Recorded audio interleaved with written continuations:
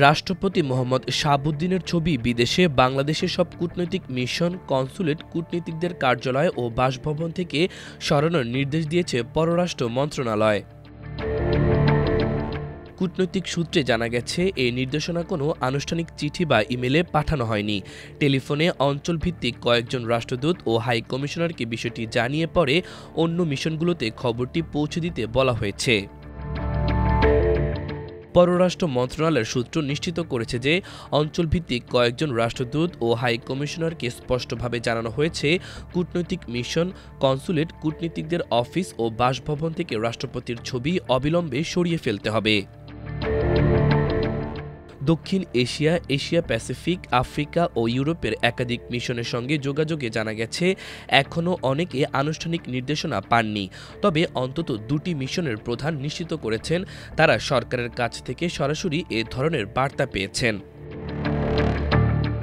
দূতাবাস সূত্র জানায়, বিদেশে নিযুক্ত বাংলাদেশের দূতাবাস, হাই কমিশন ও কূটনীতিকদের বাসভবনে রাষ্ট্রপতি মোহাম্মদ শাহাবুদ্দিনের ছবি টানানো ছিল। পররাষ্ট্র মন্ত্রণালয়ের নির্দেশে সেই ছবি তাৎক্ষণিকভাবে নামিয়ে ফেলতে বলা হয়েছে। নির্দেশনার বাস্তবায়ন তদারকির জন্য অঞ্চলভিত্তিক একজন করে রাষ্ট্রদূতকে দায়িত্ব দেওয়া হয়েছে। তারা নিশ্চিত করবেন যে মিশনগুলো থেকে রাষ্ট্রপতির ছবি সরানো হয়েছে। এ পদক্ষেপে বিদেশে বাংলাদেশের কূটনৈতিক মিশনগুলোতে আর কোনো রাষ্ট্রপ্রধান বা সরকার প্রধানের ছবি থাকছে না। বিদেশে কর্মরত একজন জ্যেষ্ঠ কূটনীতিক নাম প্রকাশ না করার শর্তে বলেন, ঢাকা থেকে ফোনে আমাদের জানানো হয়েছে রাষ্ট্রপতির ছবি সরাতে হবে।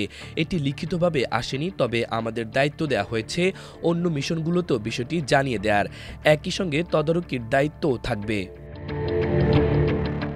আরেকজন কূটনীতিক জানান, তাদের অঞ্চলে দায়িত্বপ্রাপ্ত রাষ্ট্রদূত সরাসরি এ বার্তা দিলেও কাছাকাছি আরেকটি মিশনের মাধ্যমেও বিষয়টি তাদের জানানো হয়েছে।